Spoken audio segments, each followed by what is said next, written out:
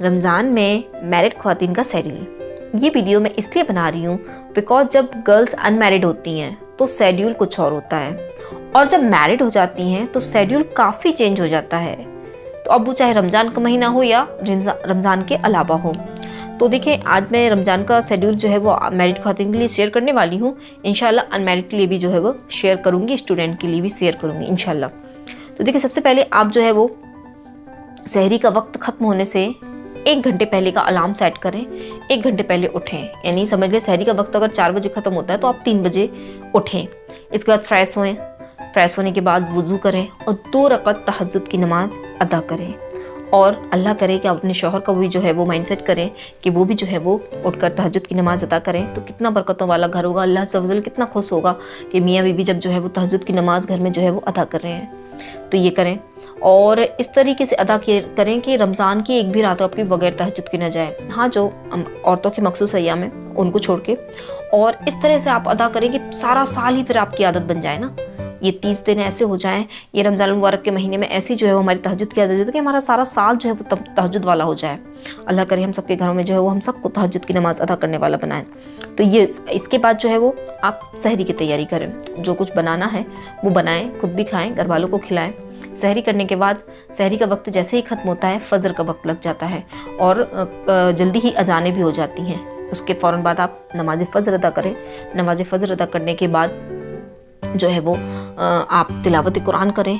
और तिलावत कुरान करने के साथ साथ, क्योंकि हमारा माइंडसेट क्या होता है कि हम रमज़ान मुबारक में कितने कुरान ख़त्म कर पा रहे हैं, 5 कुरान में पाक ख़त्म कर पा रहे हैं, 10 कर पा रहे हैं, 20 कर पा रहे हैं। तो ये अपनी जगह फजीलत का सबब है कि आपने कितनी तिलावत की, लेकिन उससे ज़्यादा बेहतर है, उलमाए कराम फरमाते हैं कि आप उसके तर्जुमे को पढ़ें, उसकी तफसीर को पढ़ें, ताकि हमें को ये पता हो कि हमारा रब हमसे क्या फरमा रहा है, मकसूद कुरान क्या है, कुरान में क्या अल्लाह अज़्ज़ व जल्ल ने हमको हुक्म दिया है, किन चीज़ों से मना किया है, ये हमें पता चल सके।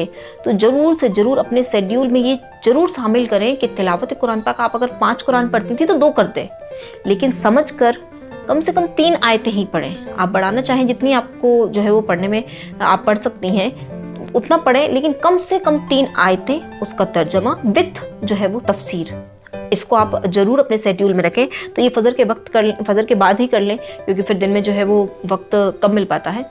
तो ये आप करें कि तर्जुमा पढ़ें, उसकी तफसीर भी साथ साथ पढ़ें। इसके बाद आप अपने कुछ औलाद व वज़ाइफ, दुरूद पाक वगैरह जो है वो पढ़ सकती हैं। इसके बाद जो है वो आप सो जाएं आराम के लिए। आराम करने के बाद आप उठती हैं तो आप चाहें तो बेहतर है इशराक़ चास्त की नमाज़ जो है वो पढ़ लें, क्योंकि जब सूरज जो है वो निकल आता है और उसकी जो है वो किरणें फैल जाती हैं, इशराक़ चास्त का वक्त जो है वो इंशाल्लाह वो आप और किसी वीडियोज़ में सुन लीजिएगा कि कब तक और कितनी रकातें पढ़ सकते हैं। इशराक़ चास्त पढ़ लीजिए। नहीं मिलता है वक्त, मत पढ़िए। आप ज़्यादा अपने ऊपर जो है वो बोझ मत कीजिए, या फिर आप जो है वो ये डिप्रेस मत हो जाइए कि यार मैं ज़्यादा इबादत नहीं कर पाती हूँ, ज़्यादा तिलावत नहीं कर पाती हूँ, ज़्यादा नफली इबादत नहीं कर पाती हूँ। देखिए, आप अपने बच्चों की केयर कर रही हैं, आप शौहर की केयर कर रही हैं, आप अपने घर को जो है वो घर वालों के लिए खाना पका रही हैं, ये भी इबादत है। ये भी जो है वो सब आपके काम हैं। सिर्फ रोज़ा, तिलावत, नफली नमाज़ें और दुरूद पाक और औलाद व वज़ाइफ में ही लगे रहना, ये सिर्फ इबादत नहीं है। आप माशाल्लाह से रमज़ान मुबारक के फ़र्ज़ रोज़े अदा कर रही हैं, माशाल्लाह से आप 5 वक्त की नमाज़ अदा कर रही हैं, माशाल्लाह से आप तरावी पूरी पढ़ रही हैं, वक्त मिलता है तिलावत कुरान भी करती हैं, वक्त मिलता है आप जो है वो इशराक़ चास्त भी पढ़ लेते हैं। इफ़ नहीं मिलता है तो नफली इबादत के वजह से आप अपने अंदर, आपको ये ना सोचे कि यार मैं कुछ नहीं कर पा रही हूँ। आप फ़र्ज़ अदा कर रही हैं, वाजिब अदा कर रही हैं, सुन्नत मौक़ूदा अदा कर रही हैं, बहुत बड़ी बात है, अल्लाह का बहुत शुक्र है।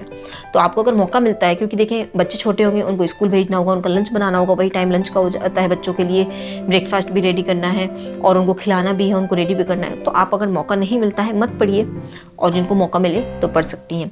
तो आप बच्चों को रेडी कीजिए, उनको स्कूल भेजिए। इसके बाद अगर आपके घर में कोई ऐसा है कि जो रोज़े नहीं रख सकता, जैसे सास ससुर होते हैं, बूढ़े होते हैं, वो नहीं रख सकते, तो उनके लिए खाने का इंतज़ाम कर दीजिए। इसके बाद आप अपने घर के काम देख सकती हैं, झाड़ू पोछा है, कपड़े वॉश करना है, और जो है बर्तन वर्तन किचन साफ़ करनी है, ये आप कर लीजिए। ये करने के बाद आप थोड़ा सा जो है वो रेस्ट कर सकती हैं। रेस्ट करने के बाद आप इसी रेस्ट के बीच में अगर आप चाहें तो इल्म दीन हासिल करने के लिए और अपनी बच्चों की तरबियत में जो है वो शामिल करने के लिए आप बुक्स पढ़ सकते हैं कि आपको अपने बच्चों को क्या समझाना है। क्योंकि देखें, एक माँ जब दीनदार होती है, उसको इल्म होता है कि मुझे अपने बच्चों को क्या बताना है, तो मुआशरा बहुत जो है वो खूबसूरत बनता है। इसलिए क्योंकि माँ अपने बच्चों को समझाती है कि ये करना है, ये नहीं करना है, ये सही है, ये गलत है। और ये कब होगा? जब आपको नॉलेज होगी। तो आप इस वक्त जो है वो थोड़ा सा कुछ बुक्स जो है वो ज़रूर रीड करें, वाक़यात पढ़ें, ताकि जो आप अपने बच्चों से शेयर कर सकें, ताकि आप अपने बच्चों की तरबियत कर सकें। तो ज़रूर जो है वो ये वक्त जो है वो मुताले का रखा करें, दीनी कुतुब पढ़ें, मसाइल सीखें, मसाइल पढ़ें, अपने बच्चों को समझाएं। और इस वक्त आप साथ ही साथ बयानात भी जो है वो मोबाइल पर सुन सकती हैं, कोई इस्लाही प्रोग्राम देख सकती हैं, इसी तरह मसाइल के प्रोग्राम देख सकती हैं। तो वो भी ज़रूर वॉच करें ताकि आपको जो है वो इल्म दीन में इजाफा हो। और कभी कभी ऐसा भी हो जाता है, वैसे तो कोशिश करें कि मार्केटिंग शॉपिंग ना ही करें, मार्केट ना ही जाएँ रमज़ान मुबारक के महीने में, क्योंकि बहुत वक्त जाया होता है मार्केट जाने से।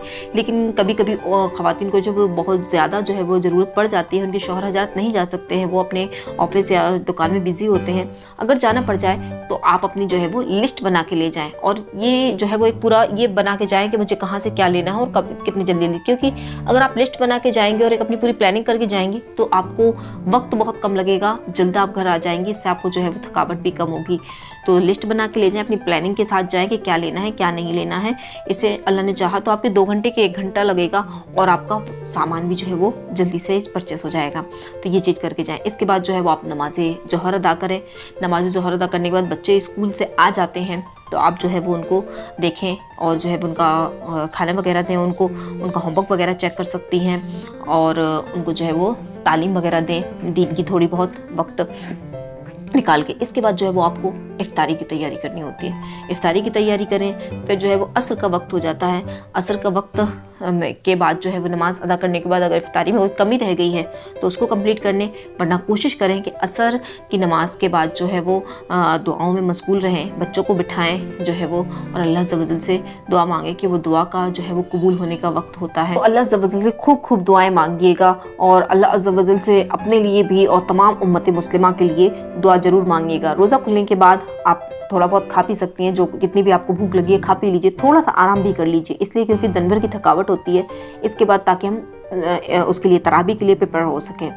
तराबी अब इसके बाद इशा का वक्त हो जाता है तो हमको जो है वो इशा की नमाज़ पढ़ने के बाद मुकम्मल 20 रकत तराबी पढ़नी है।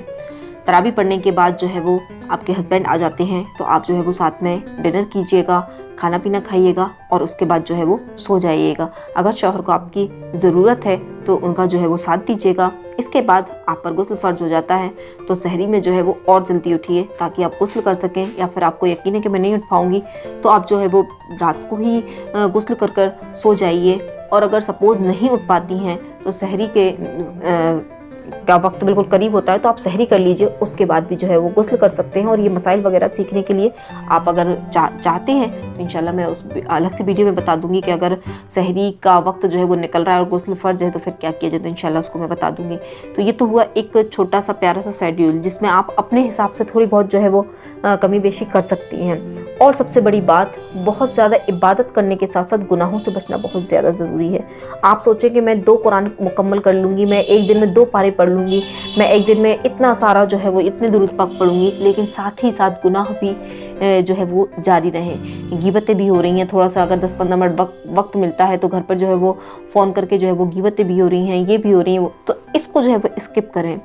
आप इबादत कम करें लेकिन गुनाहों से बचें, इसलिए क्योंकि हम गिबतें करते हैं, चुगलियाँ करते हैं तो उससे हमारी जो है वो रोज़े की नूरानियत जाती है, रब हमसे नाराज़ होता है। जब कि रमज़ान में 70 गुना सवाब मिल रहा होता है तो वहाँ हमें जो हम गुनाह करते हैं उसका अजाब भी बढ़ जाता है।